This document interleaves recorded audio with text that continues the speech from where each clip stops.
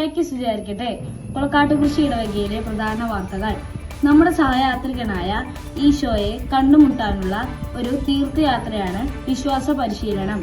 ഈശോയുടെ ജനനത്തിന്റെ മഹാജൂബിലിയുടെ പശ്ചാത്തലത്തിൽ ഈ വർഷത്തെ വിശ്വാസ പരിശീലനത്തിന്റെ ആപ്തവാക്യവുമായി തിരഞ്ഞെടുത്തിരിക്കുന്നത് വിശ്വാസ പരിശീലനം പ്രത്യാശയുടെ തീർത്ഥാടനം എന്നതാണ്.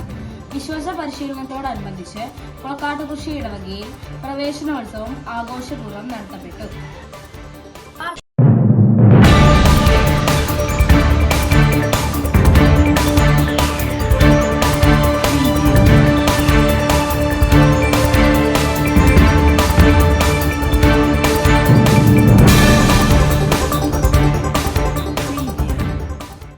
വിശദമായി പ്രവേശനോത്സവത്തോടനുബന്ധിച്ച് വിശ്വാസ പരിശീലന വിദ്യാർത്ഥികൾ വിശുദ്ധ കൊച്ചിത്രേസ്യയുടെ ജീവിത ചരിത്രം ഡ്രാമയായി അവതരിപ്പിച്ചു. 1ാം ക്ലാസ് മുതൽ 12ാം ക്ലാസ് വരെയുള്ള എല്ലാ വിദ്യാർത്ഥികളും അധ്യാപകരും കാഴ്ച സമർപ്പണം നടത്തി.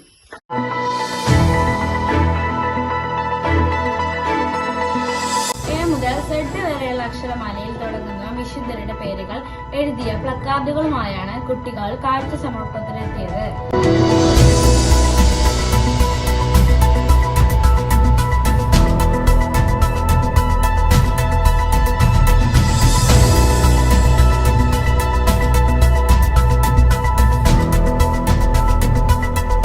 ആദ്യമായി 1ാം ക്ലാസ്സിലെത്തിയ കുട്ടികൾ അവരുടെ പേരിന് കാരണക്കാരായ വിശുദ്ധരുടെ ചിത്രങ്ങളും കൈകളിലേന്തിയാണ് കാഴ്ച സമർപ്പണത്തിനെത്തിയത്.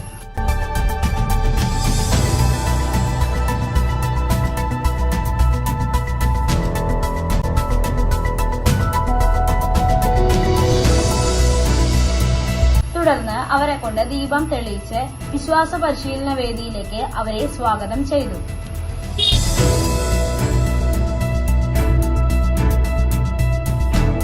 വിശുദ്ധ കുർബാനയ്ക്ക് ശേഷം വിദ്യാർത്ഥികൾ ഉണ്ണീശോയുടെയും വിശുദ്ധ കൊച്ചുത്രേസ്യയുടെയും മാലാഖമാരുടെയും വേഷം അണിഞ്ഞെത്തിയത് എല്ലാവരിലും സന്തോഷമുളവാക്കി.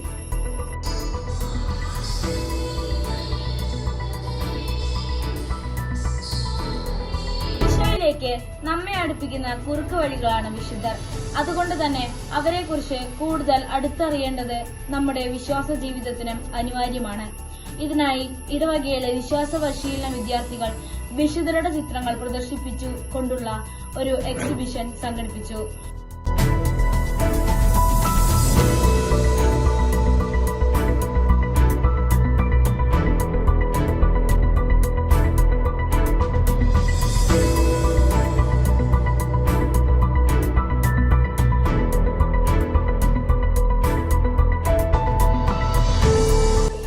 ഓരോ വിശുദ്ധരുടെയും ജീവിത ചരിത്രം വിദ്യാർത്ഥികൾ പഠിക്കുകയും ഇടവക ജനത്തോട് പങ്കുവെക്കുകയും ചെയ്തു.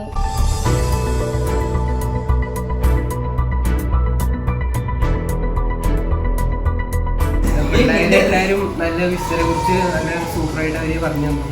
കുറെ പേരെ പറ്റി മനസ്സിലാക്കാൻ പറ്റി. നമുക്ക് നല്ല പേര്.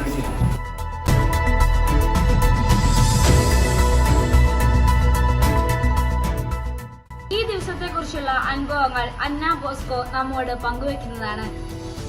ഇന്ന് ഞങ്ങളുടെ പള്ളിയിലോട്ട് ഒരു 2 കുട്ടികൾ ഞങ്ങളുടെ 1ാം ക്ലാസ്സിലോട്ട് വന്നു. ഞങ്ങൾ അഭിനയിച്ച ഡ്രാമ പള്ളിത്തെ എല്ലാവർക്കും വലിയ സ്ക്രീനിൽ കാണിച്ചു കൊടുത്തു. പിന്നെ അച്ഛൻ വിശുദ്ധത്തെ കുറിച്ച് കുറെ കാര്യങ്ങൾ പറഞ്ഞു തന്നു. ഉറച്ച വിശ്വാസത്തിൽ നിന്നുമാണ് ഉറപ്പുള്ള പ്രത്യാശയിലേക്ക് നാം പ്രവേശിക്കുക. നമ്മുടെ വിശ്വാസത്തെ ജ്വലിപ്പിക്കാനുള്ള വേദിയായിരിക്കട്ടെ നമ്മുടെ വിശ്വാസ പരിശീലനം.